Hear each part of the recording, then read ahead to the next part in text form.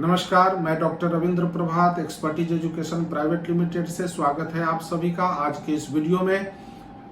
जैसा कि उम्मीद की जा रही है कि 15 जुलाई से सेंट्रल काउंसलिंग शुरू हो जाएगी। हालांकि एमसीसी का नोटिफिकेशन अभी आया नहीं है, लेकिन इंटरनेट पर एक शेड्यूल बड़ी तेजी से वायरल हो रहा है और उसमें बताया जा रहा है कि 15 जुलाई से काउंसलिंग शुरू हो रही है। हालांकि एक्सपर्टीज एजुकेशन इसकी सत्यता की पुष्टि नहीं करता है जब तक एमसीसी के आधिकारिक वेबसाइट पे ये सूचना नहीं आ जाती है, ये शेड्यूल नहीं आ जाता है।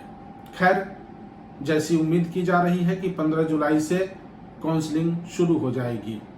हालांकि पूर्व में कई स्टेट ने अपनी काउंसलिंग की अधिसूचना जारी कर दी है। जैसे केरला ने 7 जुलाई को शाम 4 बजे तक का डेट रखा था, तो उसके रजिस्ट्रेशन की प्रक्रिया समाप्त हो चुकी है। तमिलनाडु का अभी 10 जुलाई तक रजिस्ट्रेशन होगा। उसी तरह से तेलंगाना का भी अभी 14 जुलाई तक रजिस्ट्रेशन होगा। लेकिन यह तय है कि रजिस्ट्रेशन होने के पश्चात भी जब तक एमसीसी की काउंसलिंग का डेट नहीं आ जाता है या फिर आगे उसकी प्रक्रिया नहीं बढ़ती है, तब तक इन स्टेट के अलॉटमेंट का काम रुका हुआ रहेगा। इन सभी का अलॉटमेंट एमसीसी की काउंसलिंग के डेट आने के बाद ही होना है।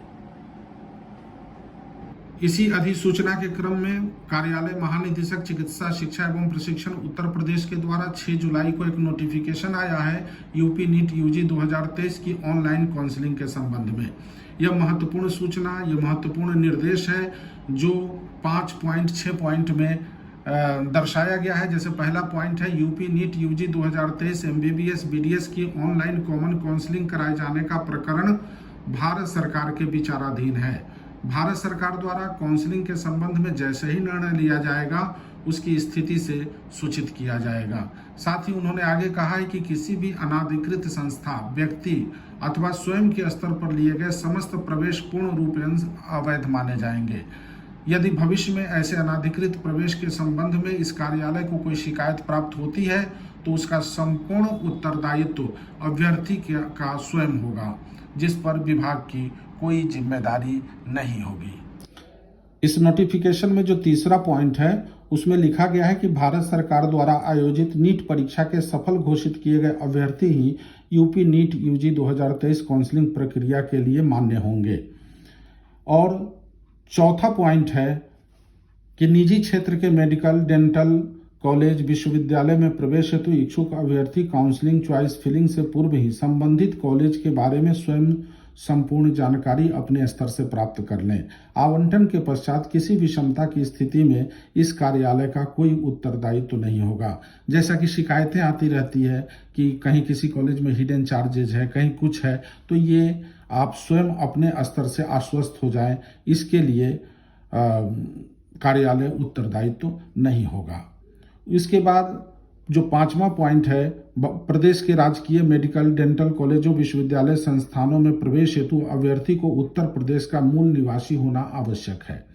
ऐसे अभ्यर्थी जिन्होंने हाई स्कूल एवं इंटरमीडिएट दोनों परीक्षाएं उत्तर प्रदेश से उत्तीर्ण की हो, उनके लिए डोमेसाइल सामान्य निवास प्रमाण पत्र आवश्यक नहीं होगा।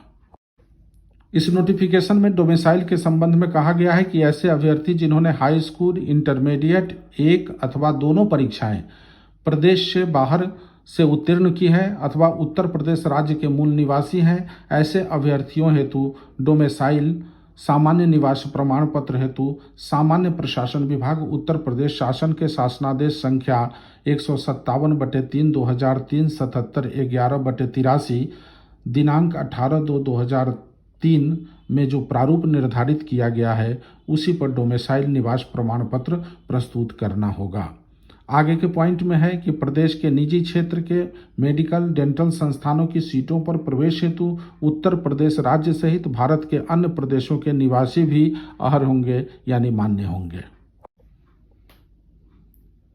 इसी तरह इस नोटिफिकेशन में आरक्षण के संबंध में भी सूचनाएं दी गई है, शैक्षिक अर्हताएं भी दी गई है और ये पूरी की पूरी जानकारी उत्तर प्रदेश कार्यालय महानिदेशक चिकित्सा शिक्षा एवं प्रशिक्षण द्वारा दिया गया है, जिसे पूरी तरह से पढ़ लें।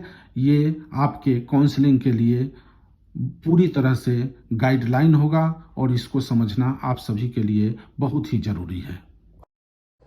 तो दोस्तों, काउंसलिंग बहुत जल्द शुरू होने जा रही है और मेरी पूरी कोशिश होगी कि काउंसलिंग के दौरान नए नए विषयों पे आप सभी के समक्ष मैं वीडियो लेकर उपस्थित होता रहूं, आप सभी को ज़्यादा से ज़्यादा मार्गदर्शन दे सकूं ताकि कॉलेज के चयन में आप सभी को किसी भी प्रकार की असुविधा का सामना न करना पड़े। आपको ये वीडियो कैसा लगा, अपनी प्रतिक्रिया, अपने सुझाव जरूर लिखें। साथ ही आप मुझे बताएं कि आपको आगे किन विषयों पे और जानकारियां प्राप्त करनी है।